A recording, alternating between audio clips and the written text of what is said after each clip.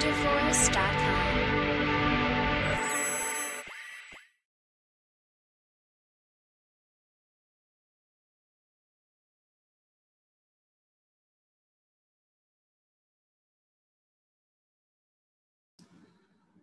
Hi students, now we are in the final stage. చాలా మందికి అయితే కొంతమందికి ఫోన్ కాల్స్ ఆల్రెడీ వచ్చేసాయి, కొంతమందికి రావాల్సి ఉంది, కొంతమంది 24th వరకు వెయిట్ చేయాలి. ఓకే, సో ఇది ఈ 4-5 డేస్ అనేది చాలా చాలా ముఖ్యం లైఫ్లో. కొంతమందికి ఆల్రెడీ 28th నుంచి కౌన్సిలింగ్ లిస్ట్ అయితే వచ్చింది. ఎవరెవరికి లిస్ట్ వచ్చింది అనేది మన యూట్యూబ్ ఛానల్లో ఆల్రెడీ ఒక వీడియో అయితే ఉంది. ఆ వీడియో డిస్క్రిప్షన్ లింక్లో ఇస్తాను. ఓన్లీ ఏపీ ట్రిపుల్ ఐటీ గురించే మన ఛానల్లో ఒక ప్లేలిస్ట్ అయితే ఉంది. ఆ ప్లేలిస్ట్ ఒకసారి చూసుకోండి, దాంట్లో మీకు అవసరం దాన్ని బట్టి. చాలామంది వీడియోస్ చూడకుండా డైరెక్ట్గా అడుగుతున్నారు, బీసీలో నాకు ఇన్ని మార్క్స్ వచ్చాయి, కట్ ఆఫ్. ఏ కట్ ఆఫ్ ఎక్స్పెక్టెడ్ అయితే నేను ఎక్స్పీరియన్స్డ్గా చెప్తున్నాను. ఏ కట్ ఆఫ్కి ఏ మార్క్స్కి ఎంత కట్ ఆఫ్ ఉంటుంది చాలామందికి ఇప్పటికి కూడా తెలియదు. ర్యాంక్స్ వస్తాయని వెయిట్ చేస్తున్నారు, ర్యాంక్స్ ఇంకా రావు. వచ్చిన పర్సెంటేజ్ని సిజిపిఏగా ఎలా మార్చుకోవాలనే కూడా ఒక వీడియో ఉంది. ఓకే, సో చాలా చాలా వెరైటీ డౌట్స్ వస్తున్నాయి కాబట్టి ఒక సమ్మరీ అనేది ఇద్దామని ఒక ఉద్దేశంతో ఈ వీడియో చేస్తున్నాను. ఈ వీడియోలో ఆల్మోస్ట్ 90% డౌట్స్ అయితే క్లియర్ అవుతాయి. మీరు ఓపికగా చివరి వరకు చూడండి. ఫస్ట్ ఆఫ్ ఆల్, పిలిచిన ప్రతి క్యాండిడేట్ సెలెక్షన్ అయినట్టు కాదు. ఓకే, కౌన్సిలింగ్కి వెళ్ళిన ప్రతి ఒక్కరూ సీట్ తీసుకోవాలని లేదు. సీట్ అసలు మనం తీసుకోవాలా లేదా, ఏపీ ట్రిపుల్ ఐటీ అసలు స్టాండర్డ్స్ ఏంటి, దాన్ని అది తప్పించి మనకి ఇంకోటి లేదా అని కూడా ఆలోచించవచ్చు మీరు, ఎందుకంటే ఇదే ఫైనల్ కాదు. ఓకే, సో దీని ఫీజు ఏంటి, కొంతమంది పేరెంట్స్ చాలా తక్కువ ఫీజు అని అనుకుంటున్నారు. ఓకే, 1,50,000 పర్ యానం కూడా ఉంది కొంతమందికి, అందరికీ కాదు. ఎవరికి 1,50,000 పర్ యానం అవి కూడా చూద్దాం. ఓకే, సో మీరు ఒకవేళ ఫీజు తక్కువ అనే భ్రమలో ఉంటే మాత్రం చాలా కష్టం. ఒకవేళ ఫీజు రీఎంబర్స్మెంట్ వస్తుందిలే అనుకున్నా వాళ్ళకు కూడా ఈ వీడియో. ఓకే, ఒకవేళ కోర్స్ అక్కడికి వెళ్ళేటప్పుడు ఏ సర్టిఫికేట్స్ తీసుకెళ్ళాలి అనుకున్న వీడియో. ఈ వీడియోలో చాలా ప్రశ్నలు సాల్వ్ అయిపోతాయి కాబట్టి ఓపికగా చివరి వరకు చూడండి. కావాలంటే ఈ స్లైడ్ షోని మీకు పీడిఎఫ్ కూడా ఇస్తాను, సో దట్ మీరు వెళ్ళే ముందు ఒకసారి చెక్ చేసుకోండి. ఫిజికల్లీ హ్యాండిక్యాప్డ్ అనగానే చాలా మందికి భ్రమలో ఉన్నారు, కానీ దానికి కూడా ఒక క్రైటీరియా ఉంది. ప్రతి ఫిజికల్లీ హ్యాండిక్యాప్డ్కి సీట్ ఇవ్వరు.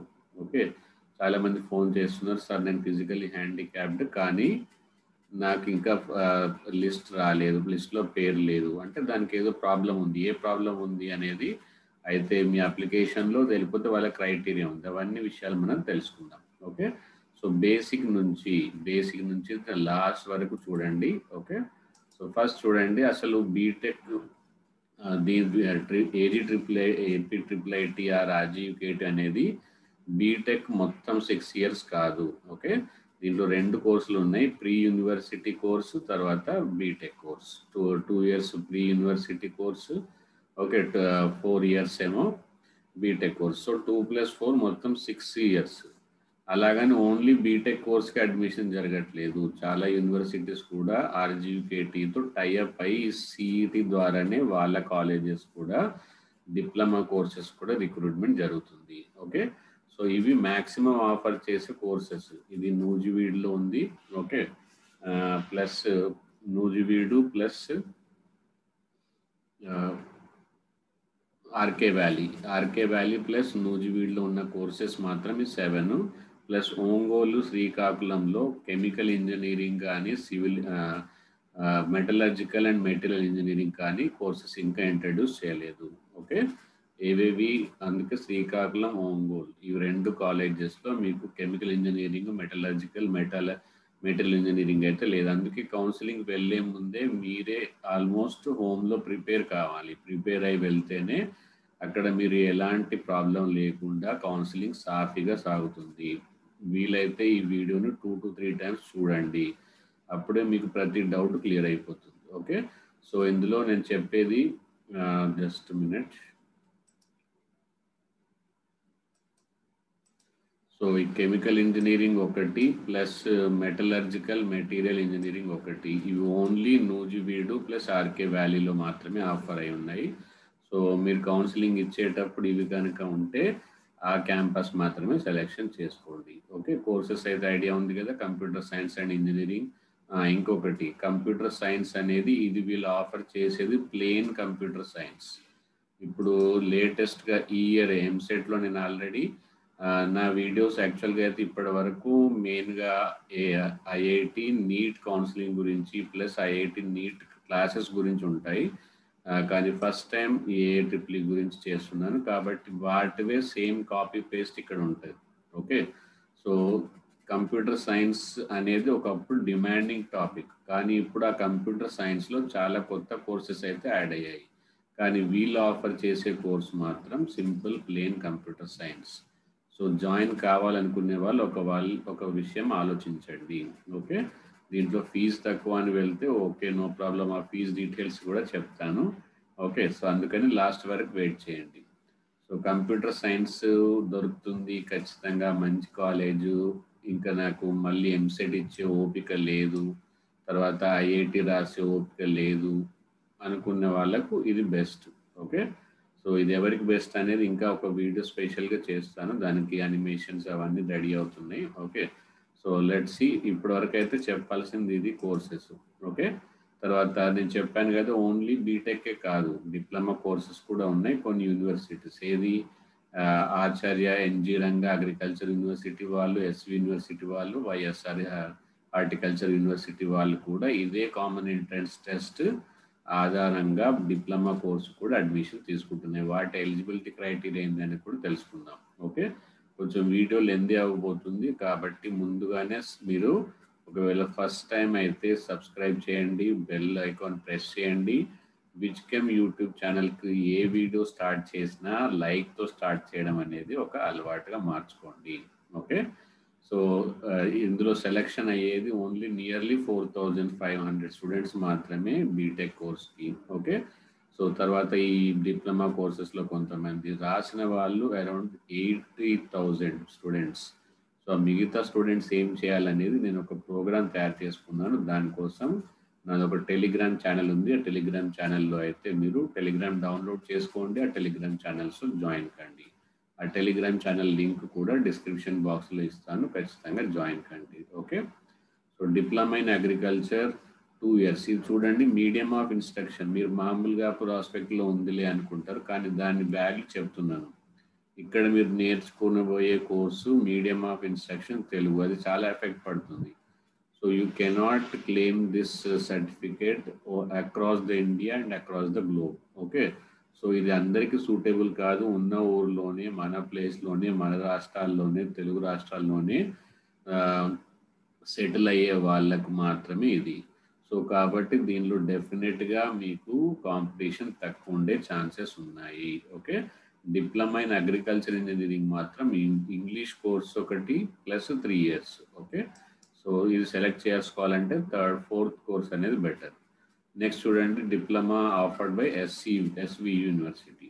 Okay, so polytechnic, AH fishery polytechnic, dairy polytechnic, ఇవన్నీ 2 years courses plus medium of instruction. జాగ్రత్తగా చూడండి, Telugu medium of instructions.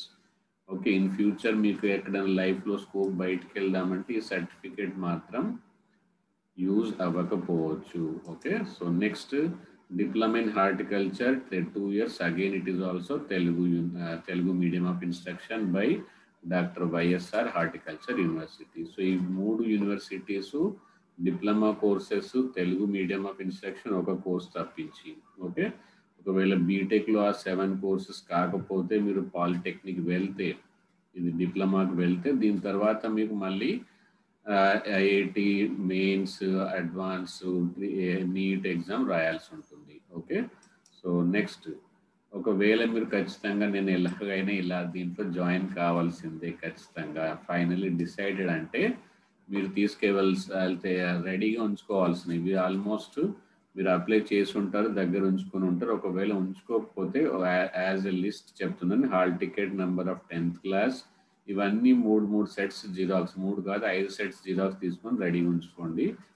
Hall ticket of 10th class, date of birth, caste certificate ఒకవేళ కేటగిరీలో వాడాలనుకుంటే, ఆధార్ కార్డ్, తర్వాత సిఏపి, పిహెచ్, ఎన్సిసి ఇవన్నీ certificates. ఒకవేళ reservation category కావాలనుకుంటే సర్టిఫికేట్ వెరిఫికేషన్ స్పెషల్గా చాలా ఖచ్చితంగా జరగబడుతుంది. Income certificate for claim for scholarship వేరు, ఈడబ్ల్యూఎస్ వేరు. ఈడబ్ల్యూఎస్ అనేది కోటాకి మాత్రమే. ఓకే, స్కాలర్షిప్ మాత్రం ఇన్కమ్ ఆధారంగా చెప్తారు. ఓకే, అదేంటనేది చెప్తాను తర్వాత. ఫీజు రీఎంబర్స్మెంట్లో ఈ విషయాన్ని కూడా నేను మెన్షన్ చేస్తాను. సో లాస్ట్ వరకు చూడండి. White ration card, rice card, తర్వాత సర్టిఫికేట్, ఇది లోకల్ క్యాండిడేట్స్ కానీ ప్రూవ్ చేసుకోవడానికి 4th class to 10th class. Resident certificate by those claiming local authority. అనెక్సర్లో దీని అడ్మిషన్ బుక్లో ఆల్రెడీ స్పెషల్గా అనెక్సర్లో ఉంది. ఒకసారి అదే ఫార్మాట్లో రెడీ చేసి ఉంచుకోండి. ఓకే, నెక్స్ట్ తర్వాత ఎలిజిబిలిటీ. అసలు ప్రతి వాళ్ళు కొంతమంది అక్కడికి వెళ్ళిన తర్వాత వాళ్ళు ఎలిజిబుల్ కాదని మాత్రం అన్నారు. ఓకే, ఎందుకంటే చిన్న చిన్న విషయాలు మనం అప్లై చేసేటప్పుడు గమనించము.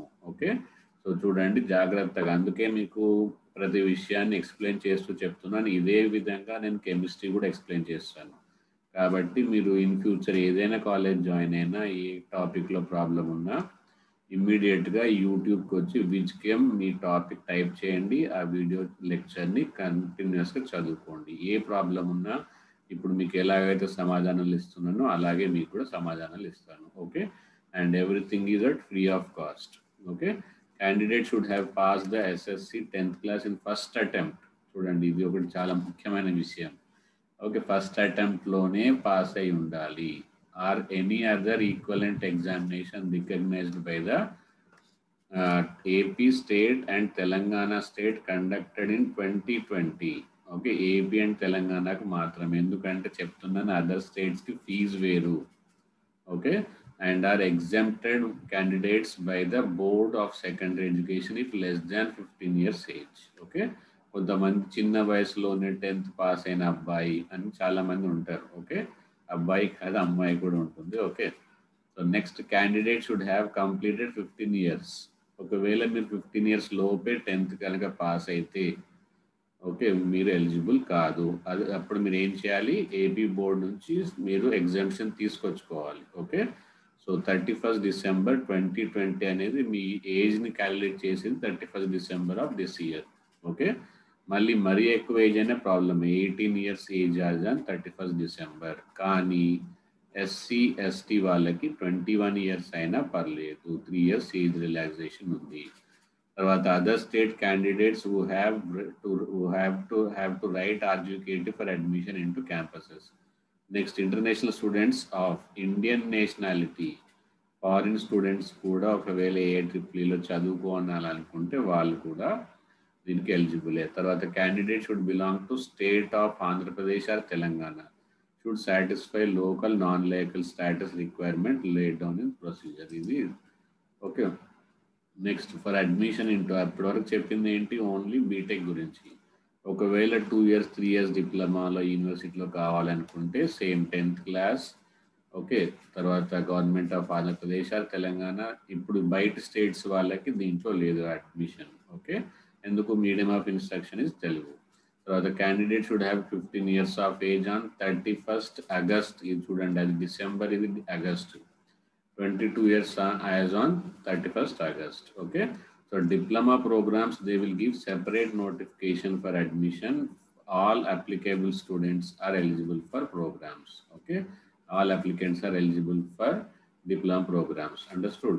మళ్ళీ సేమ్ దీనికి ఎలాగైతే కౌన్సిలింగ్ ఉంటుందో దానికి కూడా separate counselling. Diploma programs previous year passed out students are also eligible to write. Okay, so అక్కడ ప్రీ యూనివర్సిటీ కోర్స్ అయితే చెప్పాను కదా, అసలు 2 years plus 4 years 6 years integrated course. మీరు ఏం చేయాల్సిన అవసరం ఏమి ఉండదు. Okay, so mathematics, physics, chemistry, English, Telugu.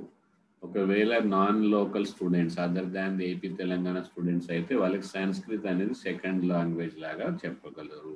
Okay, so next information technology, biology, ఇవన్నీ 2 yearsలోనే, ఫస్ట్ 2 yearsలో ఉంటుంది. ఓకే, తర్వాత ఫీజు వచ్చి చాలా మందికి చాలా డౌట్స్ అయితే ఉన్నాయి ఫీజు గురించి. సో ఒకవేళ ఏపీ తెలంగాణ స్టూడెంట్స్ అయితే ఫస్ట్ 2 years ప్రీ యూనివర్సిటీ కోర్స్కి 445,000 per annum. ఆలోచించండి, per year 45,000. ఓకే, అండ్ ఇది ఓన్లీ ట్యూషన్ ఫీజు మాత్రమే. ఓకే, సో దీని తర్వాత వేరే కూడా ఉంటే చూద్దాం. Okay, next 50,000 per annum for BTech, అంటే నెక్స్ట్ 4 yearsకి 50,000 అంటే 2 lakhs బీటెక్, 90,000 ఇంటర్మీడియట్కి, అదే పియూసీ అంటే almost intermediate. Okay, so then the tuition students who are eligible for tuition fees reimbursement as per the guidelines is issued by the respective state government have to pay the balance fee after deducting the tuition fee received from the respective states from the annual fee of RGUKT whose parental income is below. అప్పుడైతే అడిగారు కదా అసలు ఎవరు scholarship వేరు, EWS వేరు. EWS అనేది కేటగిరీకి, scholarship అనేది ఫీజు రియంబర్స్మెంట్కి. ఓకే, సో 1 lakh అయితే ఎవరికైనా 1 lakh బిలో ఇన్కమ్ ఉంటే అప్పుడు మీకు ఫీజు రియంబర్స్మెంట్ అయితే అవుతుంది. ఒకవేళ ఎస్సీ ఎస్టీ కేటగిరీ అయితే మాత్రం 2 lakh ఇన్కమ్ ఉన్నా పర్లేదు, వాళ్ళకి ఫీజు రియంబర్స్మెంట్ అవుతుంది. So as per the government rule ఇది. ఓకే, సో మిగతా ఫీజు రియంబర్స్మెంట్ పోను మిగతా అమౌంట్ మీరు కట్టాలి. Okay, then student should pay full annual fee to the university at the time of beginning. Okay, starting join అయినప్పుడు మొత్తం fee కట్టాల్సిందే.